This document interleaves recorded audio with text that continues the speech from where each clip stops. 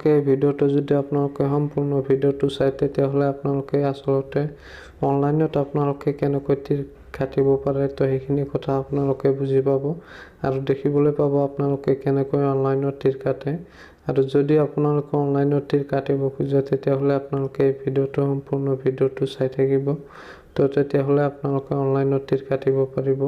তো এতিয়া আমি গুগলত সাৰ্চ কৰিম onlinetircounter.com। অলপ লোডিং হোৱাৰ পিছত আপোনালোকে চাই আছে এনেকৈ এটা ইণ্টাৰফেচ আহিব আপোনালোকৰ সন্মুখত। আপোনালোকে একেবাৰে ওপৰত যে আছে onlinetircounter.com তো আপোনালোকে তাতে ক্লিক কৰিব। ক্লিক কৰাৰ পিছত আপোনালোকে চাব এনেকৈ এটা ইণ্টাৰফেচ আহিব। এইটো হৈছে onlinetircounter.com। ইয়াৰ পৰা আপোনালোকে অনলাইনত তীৰ কাটিব পাৰিব। তো আপোনালোকে কেনেকৈ অনলাইনত তীৰটো কাটিব আৰু অৰ্ডাৰবোৰ আপোনালোকে কেনেকৈ কৰিব তো সেইটো আপোনালোকক দেখাই দিম। তো আপোনালোকে ভিডিঅ'টো স্কিপ নকৰাকৈ চাই থাকক। তেতিয়া যদি আমি ইয়াৰ পৰা অৰ্ডাৰ কৰিব খোজো নম্বৰবোৰ তেতিয়া আমি শ্বপ নাওত ক্লিক কৰিম।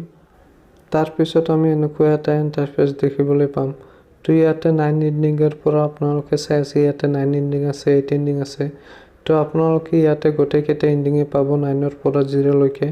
তো আপোনালোকে যদি ইণ্ডিং কেইটা চাব খোজে তেতিয়াহ'লে আপোনালোকে স্ক্ৰল কৰি নিচফালে যাব। তাৰপিছত আপোনালোকে গোটেই নম্বৰ কেইটা দেখিবলৈ পাব স্ক্ৰল কৰি নিচফালে গ'লে। তো আপোনালোকে ইয়াৰ পৰা যিকোনো এটা সিলেক্ট কৰিব। সিলেক্ট কৰাৰ পিছত আপোনালোকে 4টা অপচন দেখিবলৈ পাব। আপোনালোকে আচলতে নম্বৰটো ক'ত কাটিব এই 4টা অপচন আহিব। তাৰ পৰা আপোনালোকে যিকোনো এটা অপচন সিলেক্ট কৰি ল'ব। আপোনালোকে আচলতে নম্বৰটো ক'ত কাটিব। তো যিকোনো এটা সিলেক্ট কৰি লোৱাৰ পিছত আপোনালোকে ইয়াতটো চাৰ্ট কৰিব। এডটো চাৰ্ট কৰাৰ পিছত আপোনালোকে চাব ওপৰত ৰাইট সাইডত আপোনালোকে এটা এড চাব। তাতে আপোনালোকে ক্লিক কৰি আপোনালোকে এনেকৈ এটা ইণ্টাৰফেচ দেখিবলৈ পাব। মানে ইয়াতে আপোনালোকে অৰ্ডাৰবোৰ আপোনালোকে প্লিজ অৰ্ডাৰত তেতিয়া ক্লিক কৰিব লাগিব। তেতিয়াহ'লেহে আপোনাৰ অৰ্ডাৰটো হ'ব। তেতিয়া আমি প্লিজ অৰ্ডাৰত ক্লিক কৰিম। তাৰপিছত আমি ইয়াৰ পৰা আমি পে' কৰিব লাগিব। তো আপোনালোকে চাই আছে অৰ্ডাৰটো ছাকচেছফুল হৈ গৈছে। হৈ যোৱাৰ পিছত এতিয়া আমি অৰ্ডাৰটো পে' কৰিম কেনেকৈ। তো এতিয়া আমাৰ হোৱাটছআপত এটা SMS আহিব। তো আপোনালোকে আপোনাৰ হোৱাটছআপ নম্বৰটো দি কনফাৰ্ম কৰি ল'ব। তো সেই আপোনালোকে হোৱাটছআপৰ SMSত যাই আপোনালোকে পে'মেণ্টটো দিব পাৰিব। তো বলক এতিয়া হোৱাটছআপত। তো আমাৰ হোৱাটছআপত এনেকৈ এটা লিংক আহিছে। তো এই লিংকটোৰ পৰা যদি আমি পে'মেণ্টটো দিব খোজোঁ তেতিয়াহ'লে আমি ইয়াতে onlinetircounter.com অৰ্ডাৰ ষ্টেটাছত আমি ক্লিক কৰি ইয়াৰ পৰা আমি পে'মেণ্টটো দিব লাগিব। তো আমি তাতে ক্লিক কৰিম। তাৰ পাছত আমি এনেকৈ এটা ইণ্টাৰফেচ দেখিবলৈ পাম।